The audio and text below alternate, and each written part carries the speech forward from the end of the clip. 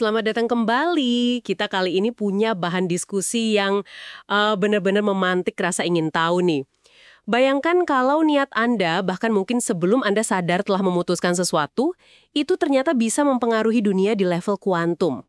Kita akan mengupas sebuah studi simulasi oleh Richard Klaproth, judulnya Pra-kehendak sebagai Vektor Kolaps Realitas. Studinya mengamati 10.000 partikel virtual. Nah, misi kita kali ini memahami apa sih pra-kehendak ini dan bagaimana ia, yang menurut studi ini ya, berpotensi memicu apa yang fisika kuantum sebut kolaps realitas. Siap kita bedah bareng? Biasanya kan kalau kita dengar soal fisika kuantum, itu tindakan mengamati atau mungkin kehendak bebas kita yang seolah memilih satu kenyataan dari banyak kemungkinan. Itu yang sering disebut kolaps fungsi gelombang. Kayak memaksa koin yang lagi muter di udara buat jatuh di satu sisi aja gitu ya. Nah, studi ini malah melihat sesuatu yang lebih awal lagi. Fase niat sebelum kehendak itu benar-benar bulat. Mereka namainnya prakehendak. Gimana tuh persisnya konsep ini? Iya, tepat sekali. Prakehendak dalam model simulasi ini memang bukan keputusan akhir yang, katakanlah, tegas gitu ya. Coba bayangkan aja kayak semacam medan energi niat yang samar-samar, laten.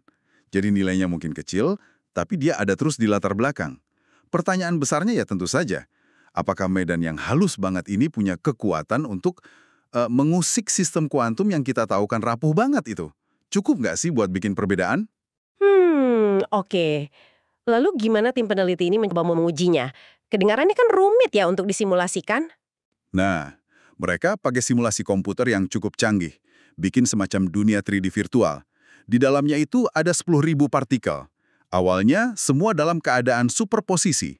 Superposisi, artinya mereka punya potensi jadi macam-macam sekaligus belum pasti gitu ya bentuknya. Betul, belum pasti. Nah, dalam simulasi ini, partikel-partikel ini bisa kolaps. Artinya dipaksa milih satu wujud pasti. Pemicunya bisa beberapa hal. Bisa karena ada kehendak final yang disimulasikan, mirip pengamatan biasalah. Bisa juga karena gangguan acak dari lingkungan virtualnya. Atau, dan ini nih yang jadi fokus utama studi ini, hanya karena terpapar medan prakehendak tadi. Oke, jadi ada 3 kemungkinan pemicu ya. Terus apa yang ditemukan simulasi ini? Pra-kehendak ini beneran berpengaruh nggak? Hasilnya ini cukup bikin kita mikir ulang ya. Dari 10.000 partikel, itu ternyata ditemukan ada 400 partikel yang kolaps hanya karena terpapar medan prakehendak ini. Hanya karena itu. Ya, semata-mata karena itu. Yang penting nih, ini terjadi tanpa adanya simulasi keputusan sadar atau observasi final yang diarahkan ke partikel tersebut dalam modelnya ya. Angka 400 ini mungkin kedengarannya kecil ya, cuma 4% dari total. Iya, 4%. Tapi ini menunjukkan ada efek terukur dari sesuatu yang bahkan belum jadi keputusan bulat. Dan lagi, pola kolapsnya itu ternyata nggak acak. Partikel yang kena pengaruh ini cenderung membentuk distribusi spiral. Kayak mengarah gitu ke pusat medan prakehendaknya. Wow, 4% hanya karena niat laten. Ini kan berarti bahkan sebuah percikan intensi sebelum kita sadar betul mau ngapain, mungkin aja secara halus udah nyenggol realitas. Setidaknya di dunia virtual ini ya. Nah, persis. Itulah implikasi yang paling provokatif, paling menantang dari studi ini. Seolah-olah niat itu bahkan yang masih awal banget dan belum jadi aksi, punya semacam bobot. Punya daya pengaruh nyata. Studi ini menggambarkannya seperti resonansi hasrat.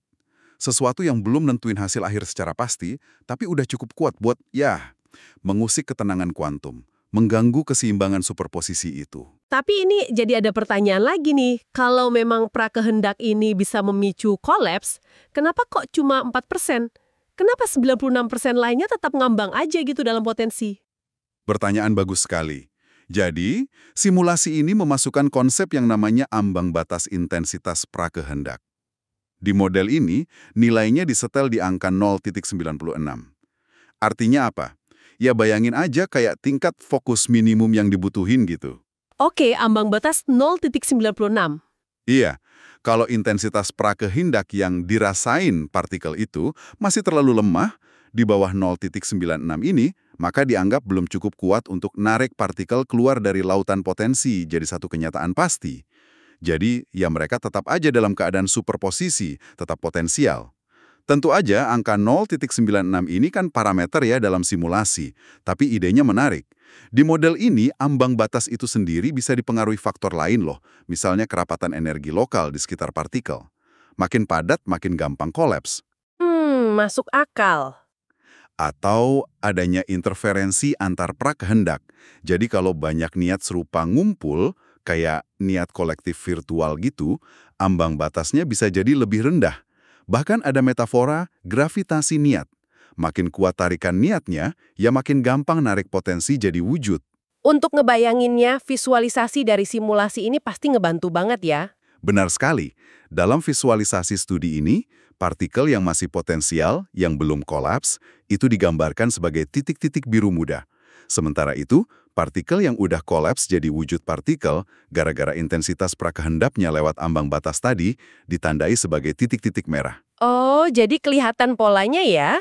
Iya, jadi kita bisa lihat sebaran titik merah yang membentuk pola spiral itu di tengah lautan titik biru. Oke, oke. Cukup jelas gambarannya sekarang. Jadi kalau kita tarik kesimpulan nih, apa makna penting yang bisa kita ambil dari simulasi ini untuk Anda pendengar kami? Intinya begini, simulasi ini, sekali lagi ya, ini model virtual, memberikan sebuah kemungkinan yang patut direnungkan. Bahwa mungkin ada level niat prasadar, si prakehendak ini, yang bisa jadi punya pengaruh terukur terhadap realitas fisik.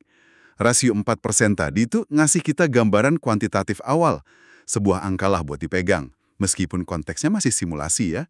Kalau kita lihat gambaran besarnya, temuan kayak gini, meskipun dari simulasi, sebenarnya ngebuka area eksplorasi baru. Area ini adanya di antara potensi murni sebelum sesuatu terjadi dan realitas aktual setelahnya. Semacam ruang antara gitu. Ruang antara ya? Iya, yang mungkin selama ini kurang kita perhatikan dalam diskusi fisika maupun filsafat. Ini jelas menantang pemahaman kita tentang gimana kesadaran, intensi, dan dunia fisik ini sebenarnya saling berhubungan. Menarik sekali. Nah, sebagai penutup nih, mungkin ini bisa jadi bahan pemikiran buat Anda di rumah, kalau dalam simulasi ini aja, intensi yang belum final bisa mempengaruhi realitas virtual. Bagaimana dengan medan niat samar yang mungkin tanpa sadar kita pancarkan terus-menerus dalam interaksi kita dengan dunia nyata setiap hari? Apakah itu juga punya efek sekecil apapun? Sesuatu untuk dipikirkan deh.